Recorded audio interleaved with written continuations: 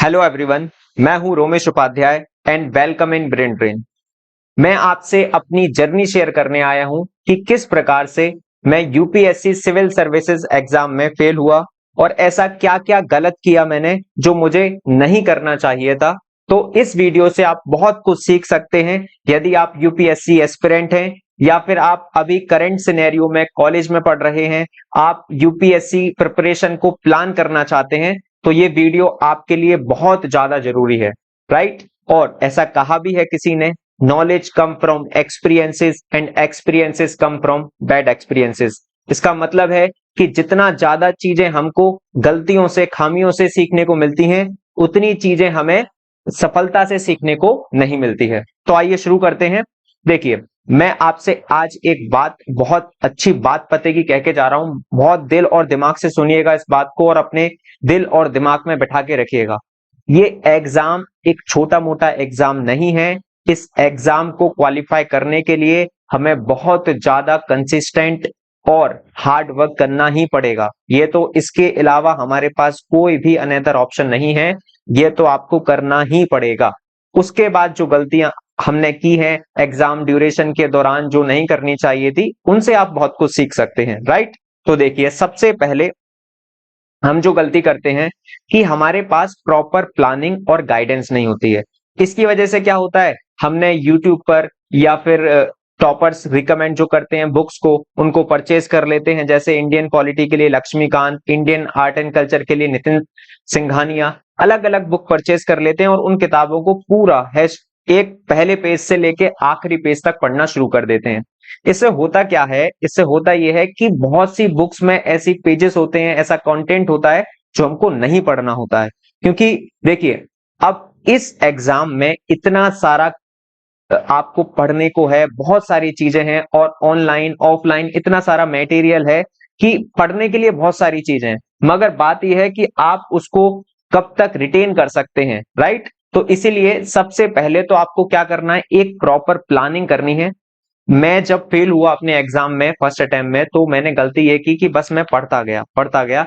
बहुत सारी Indian polity के लिए लक्ष्मीकांत और भी जितनी बुक कलेक्ट कर सकता था, एक लाइब्रेरी सी बना ली और उन किताबों को पढ़ते गए, राइट। तो ये आपको बिल्कुल भी नहीं करना है। आपको पहले इस एग्जाम को समझने के लिए सबसे पहले आपको सिलेबस उठाना है और प्रीवियस ईयर क्वेश्चंस देखने हैं। अभी आपको तैयारी करनी ही नहीं है, पहले इस एग्जाम के पैटर्न को समझना है और फिर आपको प्लानिंग करनी है। देन इस एग्जाम की प्रिपरेशन आपको शुरू करनी है। तो सबसे पहली जो गलती ज्यादातर एस्पिरेंट करते हैं, जो मैंने भी की, आप क्या करेंगे, सबसे पहले इस एग्जाम के पैटर्न को समझेंगे, ठीक है। पैटर्न को समझने की कोशिश करेंगे और एग्जाम के पैटर्न को समझेंगे किस प्रकार से। आप पीवाईक्यू उठाइए, पहले देखिए कि एग्जाम का पैटर्न क्या है, किस प्रकार के क्वेश्चन है। मैं मानता हूं आपको कुछ समझ नहीं आएगा क्योंकि आपने कोई बुक्स नहीं पढ़ी हैं, कोई पॉलिटी के लिए लक्ष्मीकांत नहीं पढ़ी है, मगर एक बेसिक आइडिया के लिए कि इतनी नॉलेज हमें होती है कि ये क्या चीज है, कैसी है, किस प्रकार से पूछी जा रही है। Second thing, syllabus. सिलेबस तो आपको बाय हार्ट करना ही पड़ेगा। देखिए, यहाँ पर GS1 GS2 मेंस का सिलेबस थोड़ा वाइड है और प्रीलिम्स के लिए इस एग्जाम में तो बहुत 4-5 लाइन सिलेबस की दी हुई है, वो इतना इंपॉर्टेंट नहीं करता। मगर यदि आपको मेंस का सिलेबस याद होगा तो ऑटोमेटिकली आप प्रीलिम्स में अच्छा परफॉर्म कर पाएंगे। दूसरा, देखिए, जो मैंने अभी बात यहां पर बोली थी कि हर किताब में आपको हर कोई चीज नहीं पढ़नी है। एक किताब, जैसे हम लक्ष्मीकांत का मैं एग्जांपल लेता हूं। लक्ष्मीकांत जब मैंने पढ़ी, जो मैंने गलती की, पहले पेजेस से लेके आखिरी पेजेस तक पढ़ी। मगर अब जब एग्जाम ड्यूरेशन में क्या होता है कि हमारे पास बहुत लिमिटेड टाइम होता है, तो जो आखिरी के पेजेस हैं लक्ष्मीकांत में, जो चैप्टर्स हैं, वो उतने इंपॉर्टेंट नहीं है, एग्जाम ओरिएंटेड नहीं है। तो उनसे हमें जो आउटपुट मिलेगा, है ना, हम इनपुट ज्यादा दे रहे हैं और आउटपुट हमें कम मिल रहा है। तो हमें करना क्या है कि हमें जो पढ़ना है उसको ये समझकर पढ़ना है कि ये एग्जाम ओरिएंटेड है या नहीं है।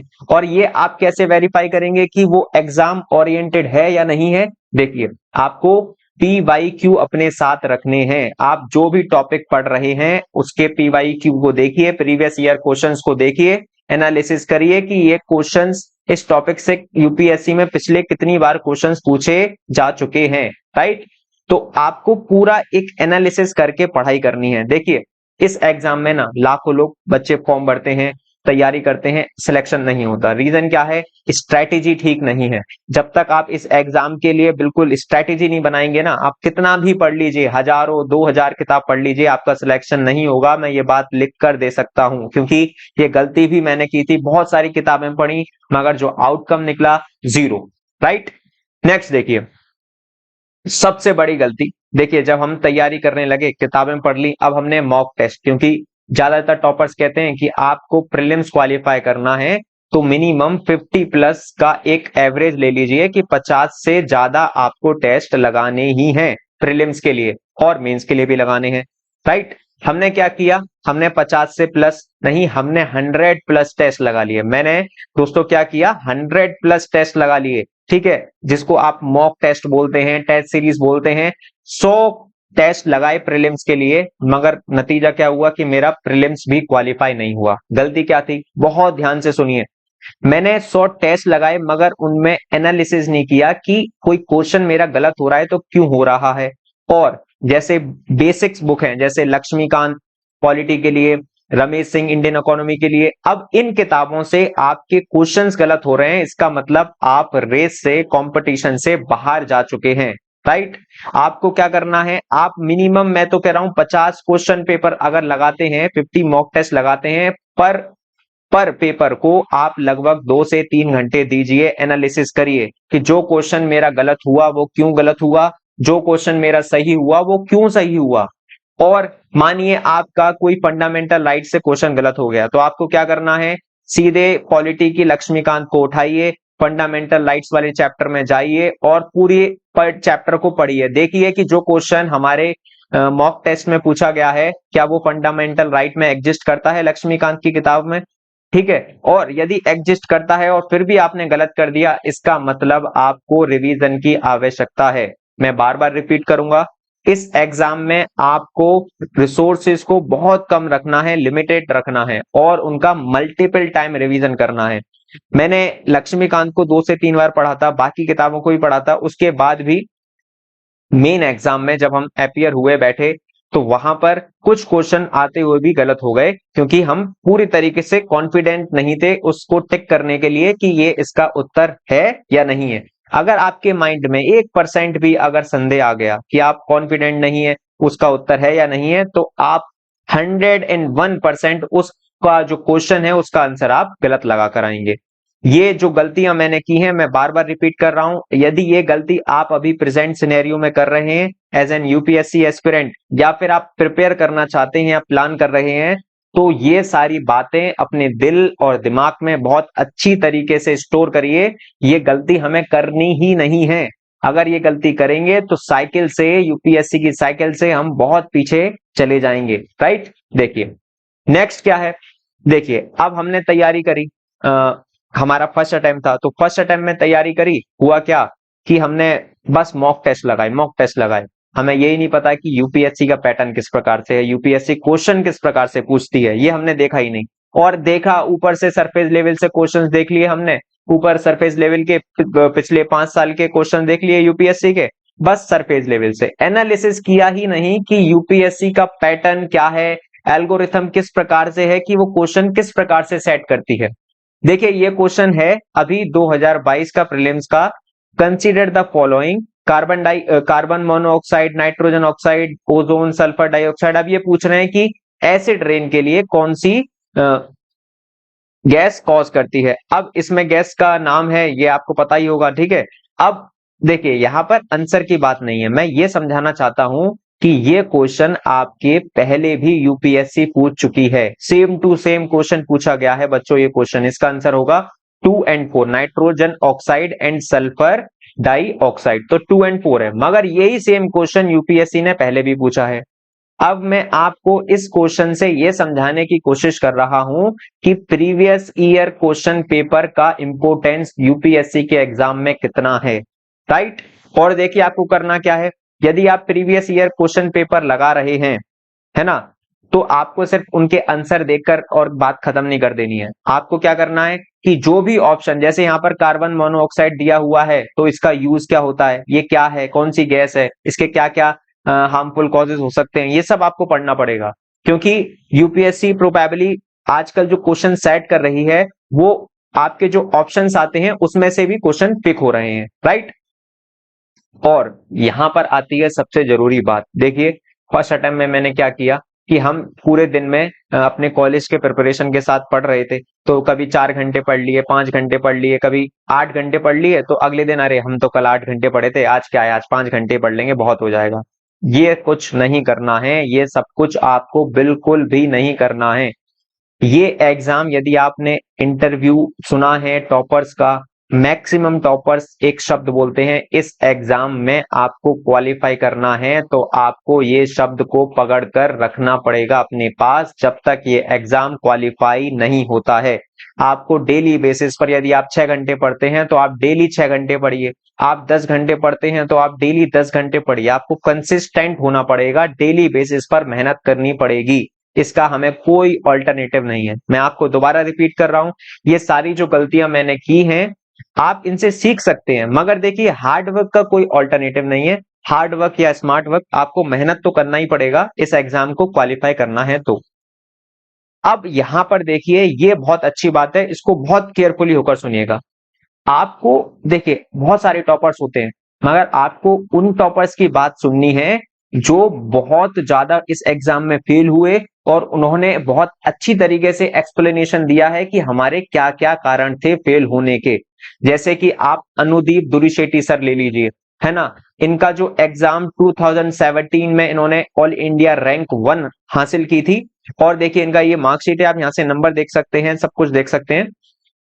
अब मैंने सिर्फ अनुदीप दुरीशेट्टी सर की बात क्यों की, देखिए अनुदीप दुरीशेट्टी सर ने अपनी बुक भी लिखी है, उसमें बहुत अच्छे से एक्सप्लेन किया है कि हमें इस प्रिपरेशन के दौरान, यूपीएससी जर्नी के दौरान हमें क्या क्या चीजें नहीं करनी है, क्या क्या गलतियां नहीं करनी है। और यही सीखने को मैं आपसे बोल रहा हूं कि ऐसे टॉपर से सीखिए जो इस एग्जाम में फेल हुए हैं, क्योंकि जितनी आपको इस एग्जाम की खामियां, गलतियां पता लगेंगी एज एन एस्पिरेंट कि हमें क्या नहीं करना है, वो बहुत जरूरी हो जाता है। क्योंकि मोस्टली टॉपर्स जो होते हैं ना, वो आपको बता देते हैं ऐसे कर लो वैसे कर लो, इससे ये एग्जाम निकलने वाला नहीं है। आपको करना यह है कि आपको गलतियां पकड़नी है।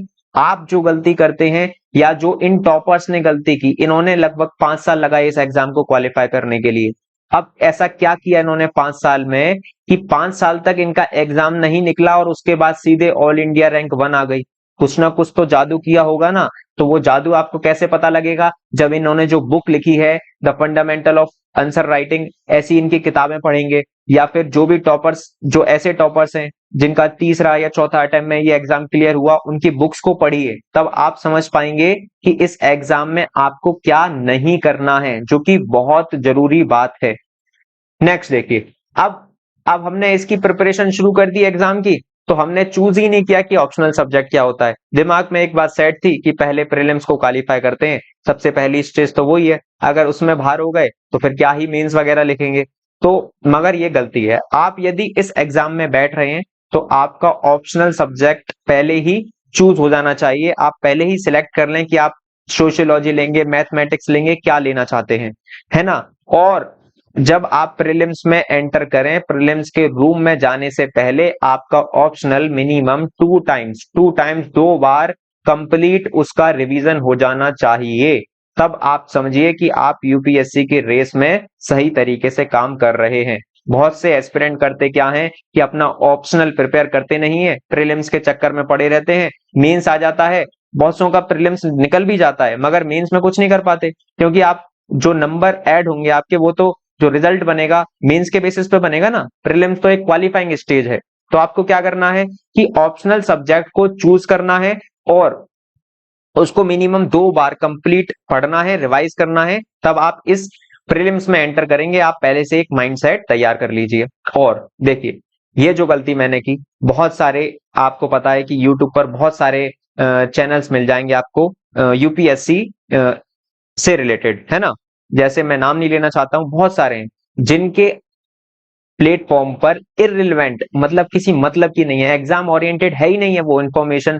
दुनिया भर की वीडियोस आ रही हैं, है ना, कि ये इंटरनेशनल न्यूज आ रही हैं, जो मतलब एग्जाम से रिलेटेड कोई वास्ता ही नहीं है उनका। तो आपको ऐसी चीजें नहीं पढ़नी है। आप मिनिमम 1 या 2 चैनल को सब्सक्राइब करिए जो आपको लगता है कि यहां से हमें एग्जाम ओरिएंटेड कुछ मिल सकता है, कि यहां से हम एग्जाम में कुछ मेंस में लिख सकते हैं, है ना, या प्रीलिम से कोई सवाल बन सकता है।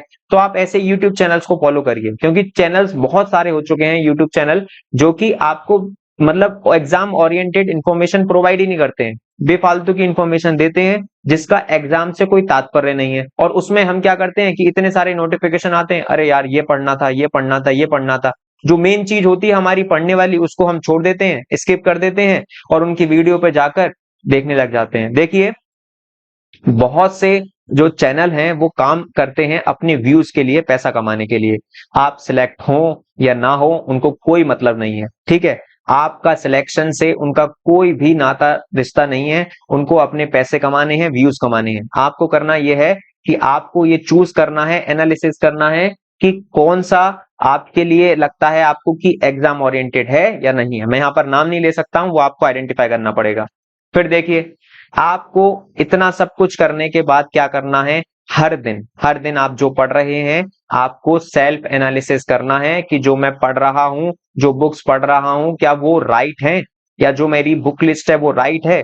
अब आप ये कैसे पता करेंगे, आप जाइए, मेहनत करिए, लगभग 2 से 5 दिन दीजिए बुक लिस्ट को फाइंड आउट करने के लिए। और जो एक बार बुक लिस्ट आपने बना ली उस पर स्टिक रहना है आखिरी दम तक, चाहे आपको कोई कुछ भी बोले, आपको आखिरी दम तक उस बुक पर स्टिक रहना है। और ये आप बुक लिस्ट कैसे बनाएंगे, इतने सारे टॉपर्स ने अपनी बुक लिस्ट दे रखी है, गूगल पर जाइए, सर्च करिए, आपको मिल जाएगी। यूट्यूब पर जाइए, यूट्यूब से भी देख सकते हैं। मगर आप जो पढ़ रहे हैं, मैं बार बार रिपीट कर रहा हूं इस बात को, जो गलती मैंने की है, मैंने पढ़ा बहुत सारा पढ़ लिया, मगर एग्जाम ओरिएंटेड नहीं था, पेपर में आया नहीं। ऐसा पढ़ने का फायदा क्या, आपको नॉलेज हासिल करके, नॉलेज गेन करके आप एग्जाम को क्वालिफाई नहीं कर रहे, तो ऐसी नॉलेज का क्या फायदा। आप समझ रहे हैं ना मैं क्या कहना चाहता हूं। तो आपको क्या करना है, जो भी पढ़ा हुई चीज है उसको आपको डेली बेसिस पे एनालिसिस करना है कि ये एग्जाम ओरिएंटेड है या नहीं है। और यदि आपको और ये आप कैसे पता लगा पाएंगे कि एग्जाम ओरिएंटेड है या नहीं है, मैंने क्या बोला था, PYQs। आपको क्या चेक करना है, PYQ, जो टॉपिक पढ़ा देखिए कि ये टॉपिक से कितने यूपीएससी प्रीलिम्स में, मेंस में क्वेश्चंस पूछ चुका है। यदि आपको लगता है नहीं पूछे तो वो थोड़ा सा लाइटली टॉपिक हो जाएगा, इतना इंपॉर्टेंट नहीं होगा। जैसे इंपॉर्टेंट टॉपिक की बात करूं मैं, फंडामेंटल राइट हो गए, DPSP हो गए, ये बहुत इंपॉर्टेंट टॉपिक होते हैं, इनको आप स्किप कर ही नहीं सकते। सुप्रीम कोर्ट हो गया, है ना, ये तो आपको जब आप प्रीवियस ईयर क्वेश्चन देखेंगे तब आपको पता लगेगा। तो ये सारी जो गलतियां मैंने की हैं, आपसे मैं आशा करता हूं कि इन सारी चीजों को अपने दिमाग में समझने की कोशिश करेंगे और इन गलतियों को दोहराएंगे नहीं। क्योंकि यदि आप मेरी तरह ये गलतियां करते हैं तो आप समझिए कि आपके लिए फर्स्ट, सेकंड, थर्ड अटेम्प्ट ऐसे ही अटेम्प्ट बढ़ते जाएंगे और आपका लिए ये जो एग्जाम है सिर्फ एक एग्जाम रह जाएगा, आप इसमें सफलता अर्जित नहीं कर पाएंगे। तो मैं आशा करता हूं ये वीडियो आपको अच्छी लगी होगी, और रियलिटी में ये वीडियो आपको अच्छी लगी है तो प्लीज ज्यादा से ज्यादा लोगों को शेयर करिए, जो यूपीएससी एस्पिरेंट हैं उनको शेयर करिए, जिससे कि उनकी लाइफ में कुछ इंफॉर्मेशन में ऐड कर सकूं, या जो गलतियां वो कर रहे हैं प्रेजेंट में वो ना कर सकें, है ना। तो आप प्लीज वीडियो को लाइक करिएगा, शेयर करिएगा, सब्सक्राइब कर दीजिएगा चैनल को, अगर आपको लगता है रियलिटी में ये चैनल आपकी लाइफ में कुछ इंफॉर्मेशन ऐड कर रहा है, आपकी नॉलेज को एनहेंस कर रहा है। Thank you for watching this video.